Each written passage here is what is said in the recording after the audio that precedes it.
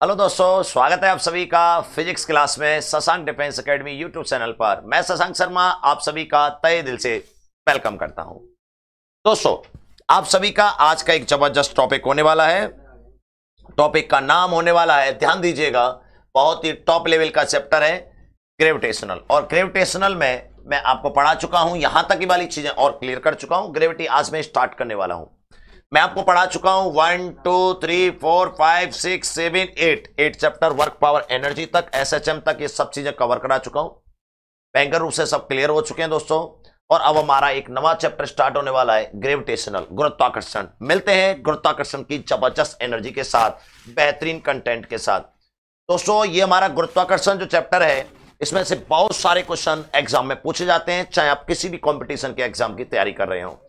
दोस्तों, क्लास को सीधे स्टार्ट करेंगे बिना टाइम लगाए। और तो सबसे पहला पॉइंट आता है इंट्रोडक्शन।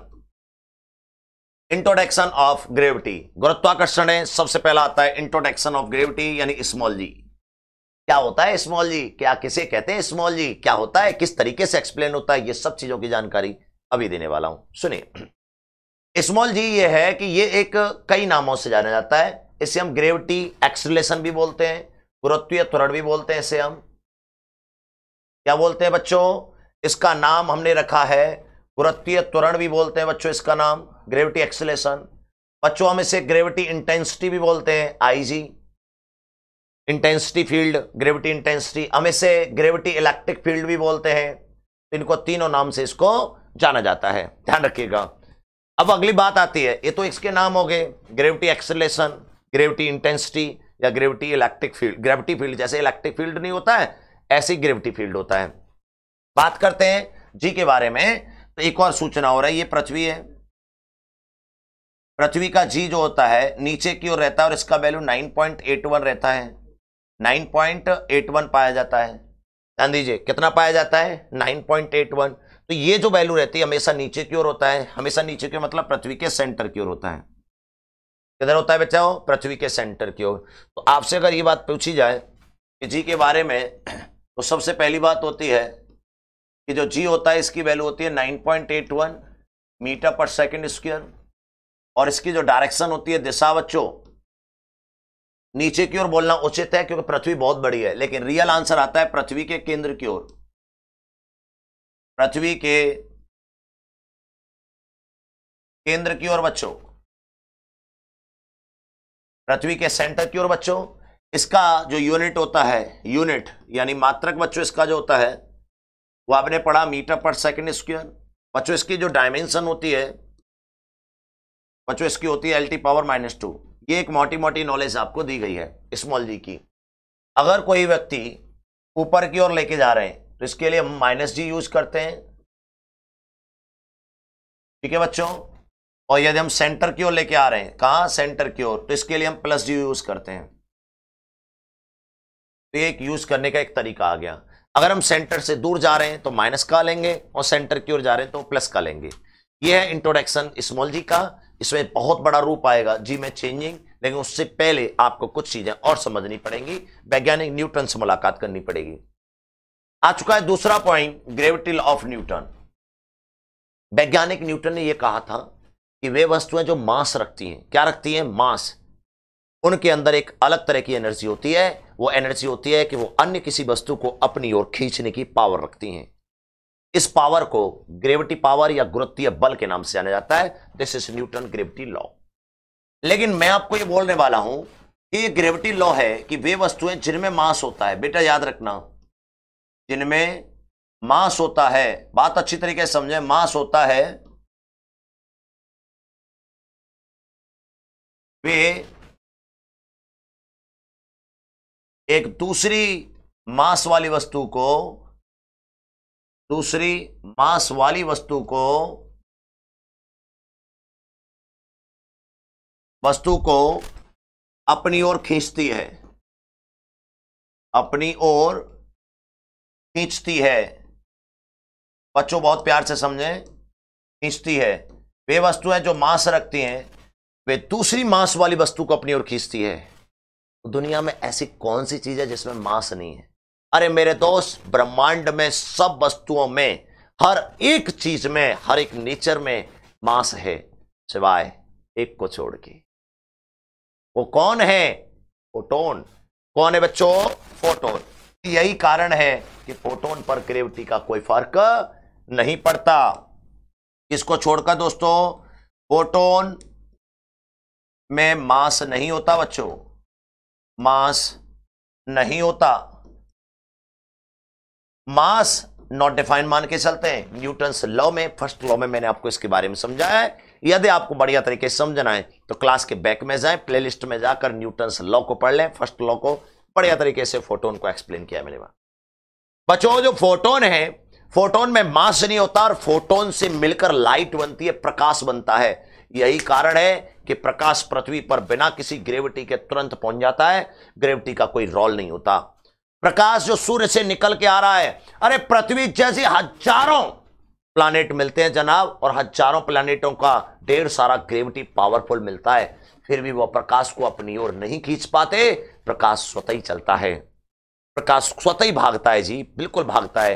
तो इसी वजह से मेरे भाइयों, मेरे साथियों, कि प्रकाश पर यानी ग्रेविटी का कोई फर्क नहीं पड़ता प्रकाश पर, लेकिन साउंड पर, इन सभी पर ग्रेविटी का असर पड़ता है, गुरुत्व का असर पड़ता है। लेकिन लाइट पर प्रकाश का कोई फर्क, प्रकाश पर ग्रेविटी का यानी लाइट पर ग्रेविटी का कोई फर्क नहीं पड़ता है। तो ये जानकारी रखिएगा, बहुत ही इंपॉर्टेंट है। यही कारण है कि किसी भी प्लैनेट पर अगर हम जा रहे हैं, निवास देख रहे हैं, तो हमें प्रकाश ढूंढने की आवश्यकता नहीं है। वहां पर प्रकाश निश्चित रूप से पहुंचेगा, लाइट निश्चित रूप से पहुंचेगी।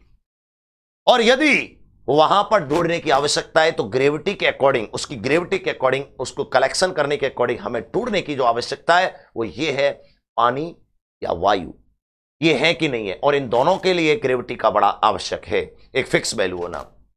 ये बात ध्यान रखिएगा, ये बहुत इंपॉर्टेंट है। अब न्यूटन साहब ने ये जो बात कही थी, उसको कहने का दूसरा तरीका और था मैथमेटिक्स, कि वे दो वस्तुएं जो मास रखती हैं, उन दोनों वस्तुओं के बीच नहीं, उन दोनों वस्तुओं के बीच नहीं, अरे उन दोनों वस्तुओं के सेंटर ऑफ मास के बीच। क्या बोले हम बेटा? उन दोनों वस्तुओं के सेंटर ऑफ मास के बीच। वे दो वस्तुएं जो मास रखती हैं, इसका मास m1, इसका मास m2, उन दोनों वस्तुओं के बीच नहीं बच्चों, हाईलाइट कर रहा हूं, उन दोनों वस्तुओं के सेंटर ऑफ मास के बीच लगने वाला जो फोर्स होता है वह इन दोनों के बीच की डिस्टेंस के साथ में ऐसे प्रोपोर्शनल होता है, और दोनों के मास के गुणनफल के प्रोपोर्शनल पाया जाता है। तो यानी ये जो फोर्स होता है वो हो जाता है m1 m2 over R square बच्चों। तो यहां से अगर हम यहां ध्यान दें तो ये आ जाता है बेटा capital G m1 m2 over R square. और एक बढ़िया बात बताऊं, इस पूरी ब्रह्मांड में अगर जहां जहां जीवन है और उनके और हमारे बीच में एक कॉमन रिलेशन है जी, क्या? जी का मान, कैपिटल जी का मान। अरे ये कैपिटल जी एक ऐसा फिक्स वैल्यू होता है जो ब्रह्मांड में सब जगह एक जैसा रहता है। सब कुछ बदल जाएगा जी, यहां तक कि मास भी बदल जाता है, लेकिन कैपिटल जी नहीं बदलता। इसीलिए कैपिटल जी को यूनिवर्सल ग्रेविटी कांस्टेंट, सार्वत्रिक गुरुत्वाकर्षण के नियम से जाना जाता है। इसका value 6.67 cross 10 to the power -11 है। क्या हो जाएगी? Newton metre square.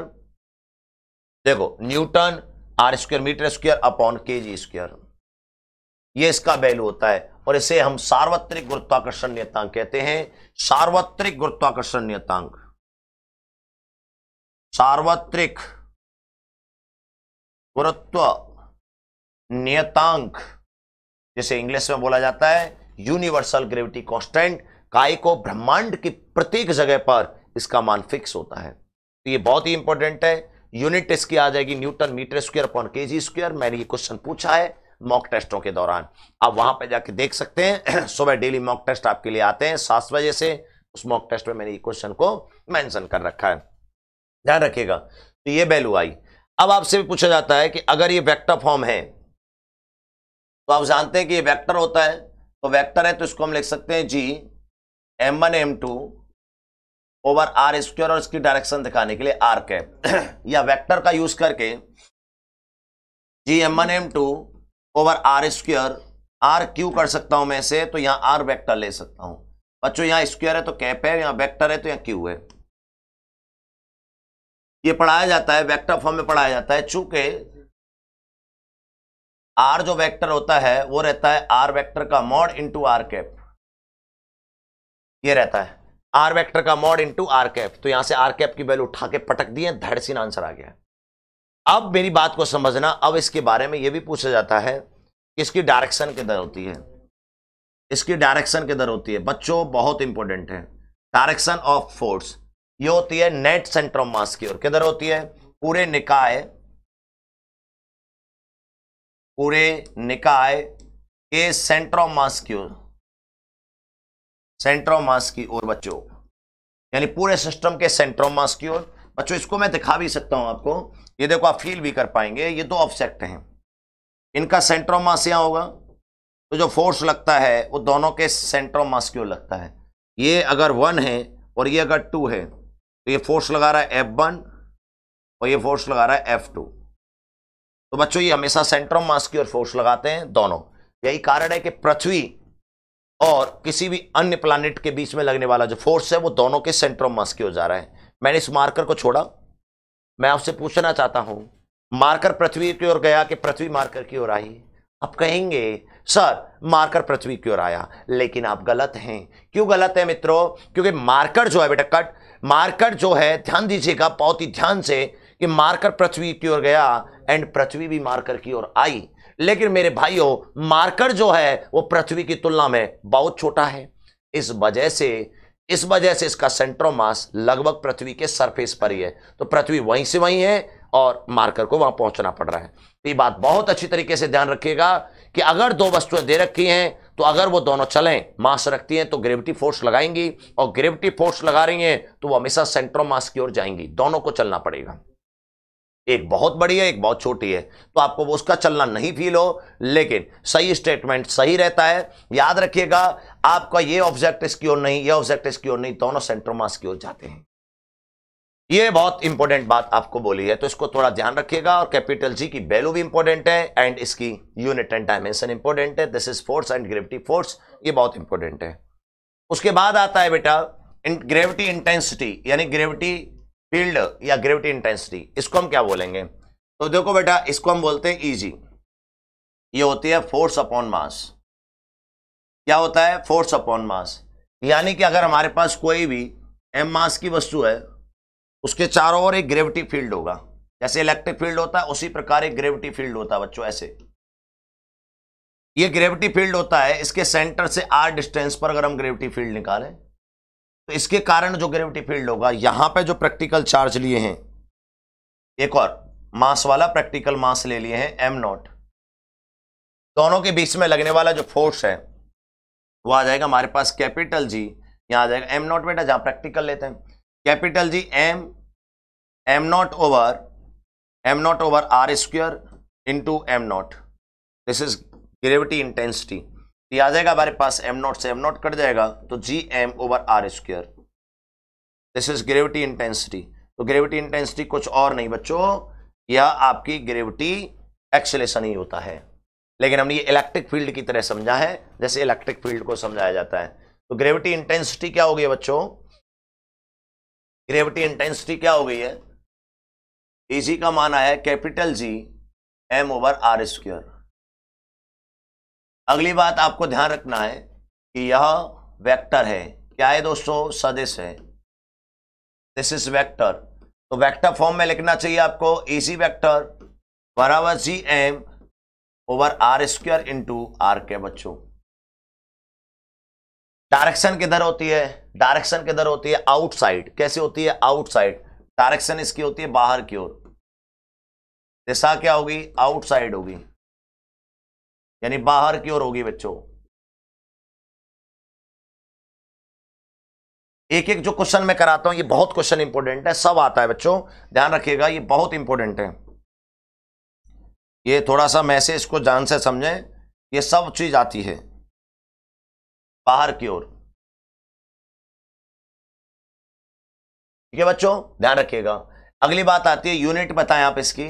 यूनिट आ जाती है न्यूटन पर मीटर स्क्वायर, न्यूटन पर केजी। बेटा क्या आ जाएगी? न्यूटन पर केजी, क्योंकि हमने जो ईजी पढ़ा था वो पढ़ा है फोर्स अपॉन प्रैक्टिकल चार्ज, या प्रैक्टिकल मतलब चार्ज की जगह मास।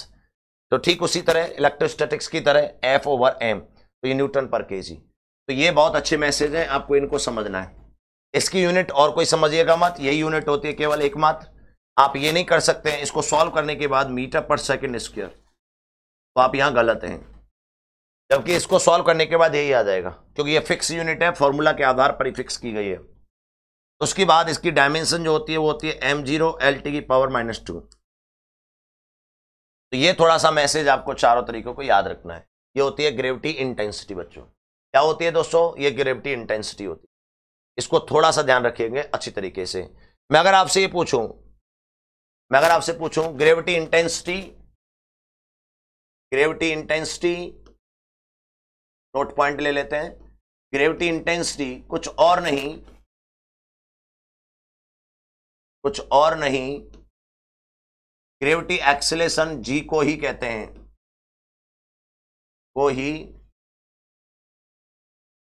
हैं, बस थोड़ा सा अंतर होता है डेफिनेशन में एंड यूनिट में। यानी इजी होता है, इजी क्या है, रियल डेफिनेशन है, बहुत ही ध्यान से समझें कि किसी मास वाली वस्तु के चारों ओर, बहुत बड़ा कंफ्यूजन रहता है, अगर आप पढ़े हो तो इसका कंफ्यूजन दूर किया जा रहा है। चारों ओर का वह क्षेत्र जिसमें कोई मास वाली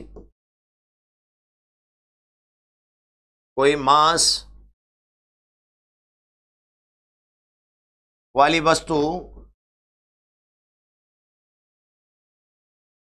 फोर्स का अनुभव करे।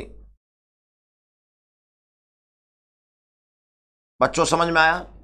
यानी इसी किसी मास वाली वस्तु के चारों ओर का वह क्षेत्र है जिसमें कोई मास वाली वस्तु फोर्स का अनुभव करे, ध्यान रखिएगा। जबकि स्मॉल जी जो होता है वो क्या है? स्मॉल जी क्या है? स्मॉल जी है कि किसी वस्तु के स्वतंत्र यानी फ्रीडम रूप से गिरने पर, स्वतंत्र रूप से गिरने पर, बच्चों ध्यान दो, किसी वस्तु के स्वतंत्र रूप से गिरने पर प्राप्त किया गया